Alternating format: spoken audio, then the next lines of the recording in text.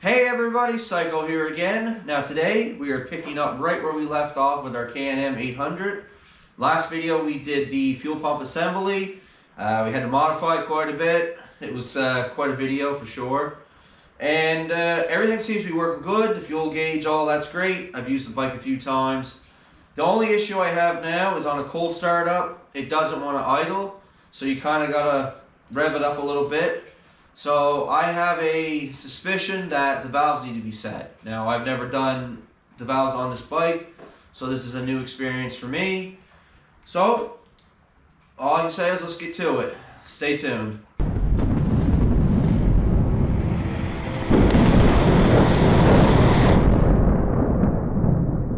Alright, so first thing I need to do is pull the seats, plastics, all this good stuff off so we can get at the engine here. We got to get under this cap. So we got 4 bolts for there and back there for that cylinder. It shouldn't be too hard. I have been doing a little bit of reading and I watched a couple videos, and I mean I'm going to give it my best college try here. But I picked up some feeler gauges on Amazon. It was actually a pretty good deal. I think they were like $20–$30, but they come in all kinds of different sizes. And one thing that I really liked is it came with this one that's got the bends already in them.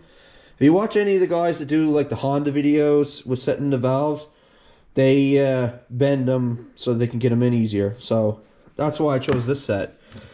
This here is a photocopy out of the manual, and the only thing we're really concerned with is the valve clearance, intake exhaust,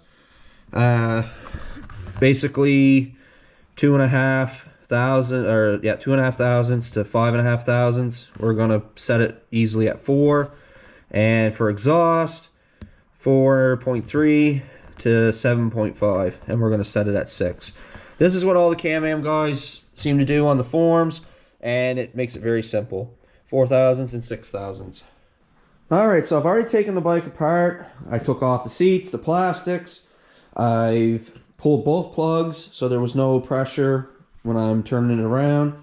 I've removed the top of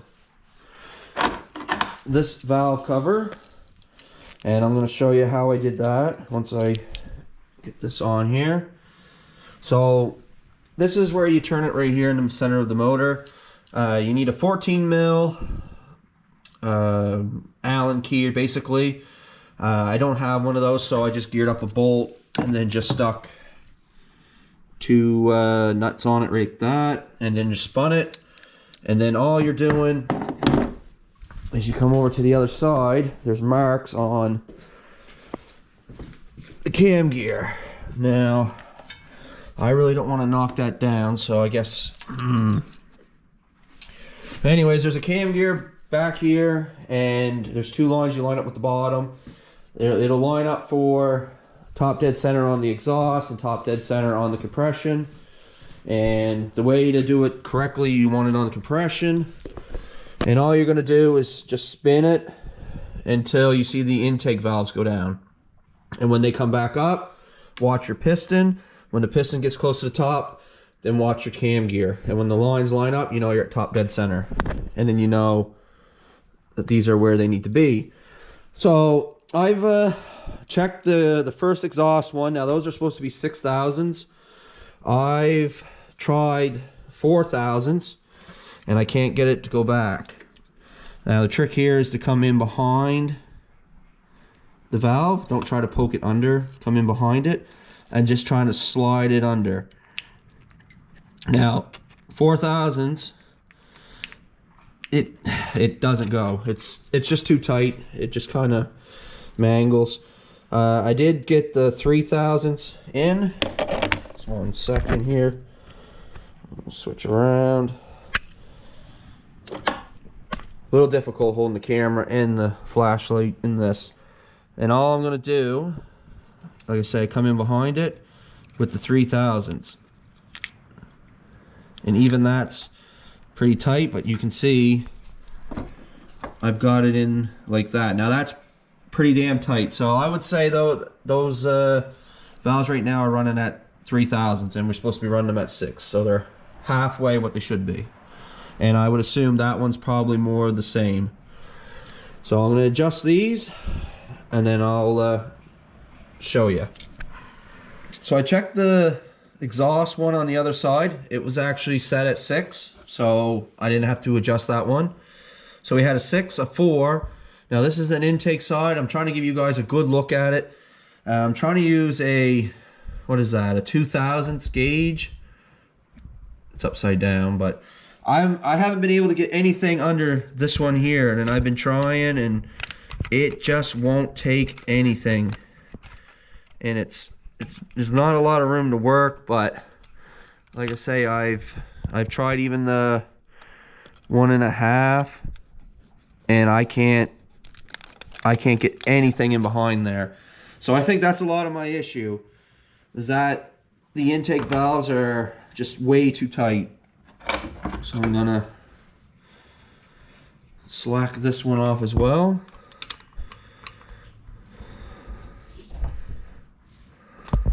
Like I say, they're not on there very tight, so that means we don't have to torque them back on very tight. Now I'm going to just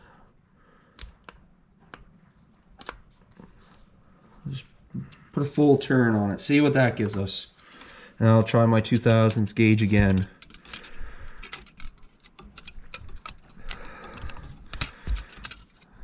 And she's still having trouble going. Oh, wait a minute, I'm in the wrong spot. Sorry, oops.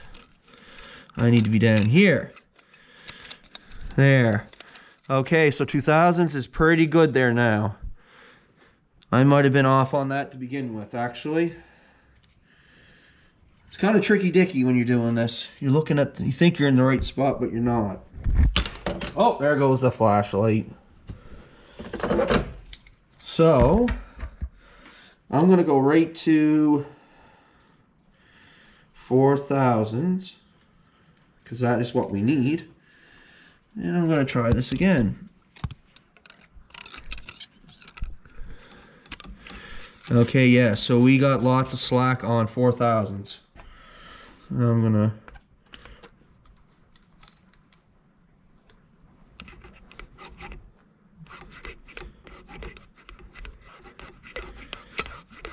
that's pretty good right there.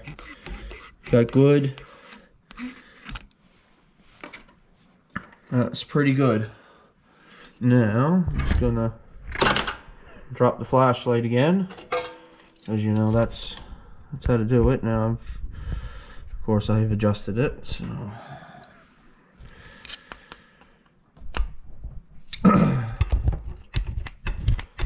now before I tighten that down, I'm going to check it one more time. But you need 6 hands to try to do this correctly. Okay.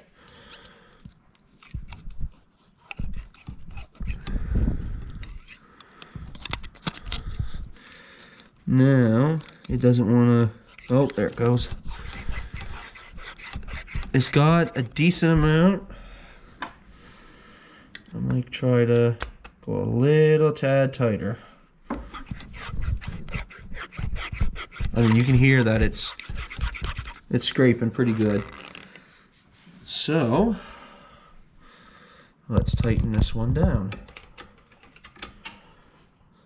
We'll hold it like so. And, oh, I hit the camera. Snug that one down and good to go. Sorry, these shots are very hard to do when you got 20 different things in the way. But we got that one done now. I'll check it again to be sure. And then I got to try to get the feeler gauge down on that one there. And then this is ready to go back together. Alright, so I got the other cylinder here apart. This one wasn't that hard. Like, you got this bolt right here. That's out in the open, and down here was a little bit tricky. However, there is this panel right here that comes off. Now mine's only held on by zip ties. and that gives you good access to those other two. And the way this is leaning, you can actually get at that one through all these wires. Now, first thing you got to remember is they're going to be switch swapped now, and this is the intake side, and down here is the exhaust side. And I just got this rolled over. We're on compression stroke. You can see the lines now right here. That's how they need to be lined up. And here's the 4/1000 gauge. Again, it wants to try to go in, but it's just too tight. I would say that's probably maybe 3/1000, which would mean it's not off by much. But where is it? Let's try this one.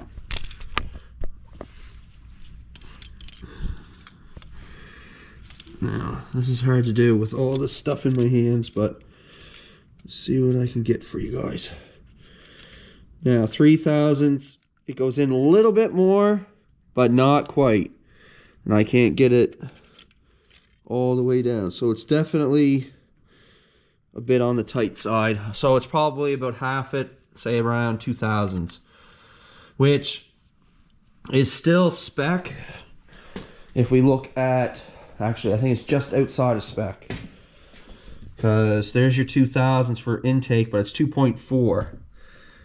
So if it took 2/1000, it's probably just at the lower end of the spec, which is probably why it still runs. But you know, we got it apart, so we're going to adjust it. But the worst thing about this one is you got all this crap in the way, and I'm going to just have to slide it off and just kind of crack it and adjust it.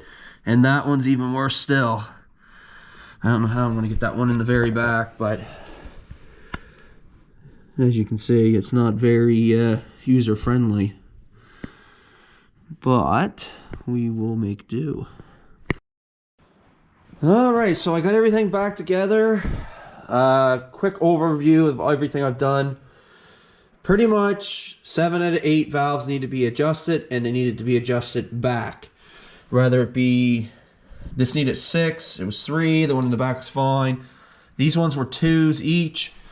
These ones here, I believe, were like 2s, 2.5s maybe. And then the exhaust ones were, geez, probably 3s as well. 3 or 4. The one in the back here now, because there's one over here. This one was pretty much spot on. That one on this side now, I think it's closer to 7/1000 than 6. I just wasn't going back in and messing with it anymore. So that one's a tiny bit, it's not off, it's still in spec, but it's on the top end of the spec. I rolled it over a bunch of times, like with the screwdriver, not screwdriver, but the bolt and ratchet method. Everything seems to be going good, nothing's fetching up. I put the plugs back in, and we're ready to fire it up. So 3 things can happen now.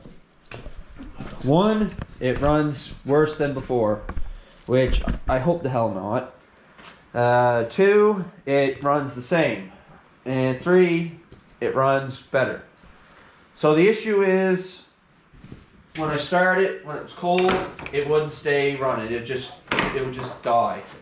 And you have to give it some throttle for, get it up to about 1500 RPMs, hold it there for about 5-10 seconds, and then she was great. She'd run fine. So that's why I thought the valves might have been off. So I guess we'll try it. I mean, if we blow it up, we'll please don't. I hope not. Oh, I'm scared. It's the first time I've done valves, so I guess we'll see.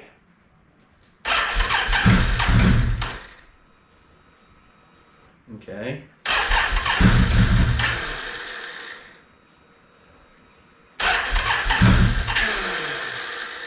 No, it's doing the same thing.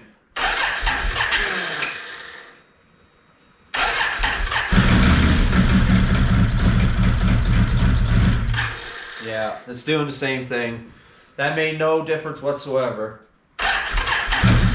All right, so a few days have gone by. I got a chance to run the bike a little bit, haul some wood, see how it was going to do, and overall everything seems to be pretty good. I did go back in this cylinder here on that backside exhaust because it was close. It was over 7 thousandths, and I lost sleep at night knowing that it wasn't right. So I popped the cover back off and I reset it so that way it was closer to the 6. It's easy to go one way or the other with it, so it's one of those things. But I tightened it up a little bit, got it where it needed to be, so I'm happy. I put it back together and it runs the same basically. The cold startup issue is still there at certain times. Like today I started up and it ran fine from idle, so I'm not quite sure what the issue is. It could be dirty injectors, maybe the throttle sensors messed up or something. I honestly don't know, but it runs good enough for hauling wood and all that, so I'm happy with it. What else can we say? As far as running wise, it might be a little bit smoother, but I mean, that could just be placebo effect, right? So anyways, I know it's done. I got that peace of mind, so I'm happy with that. It's not a hard job. The only thing that's, you know, annoying is limited space, but you can definitely do it, and it's, as long as you got an idea and you got some feeler gauges, anybody could do it really.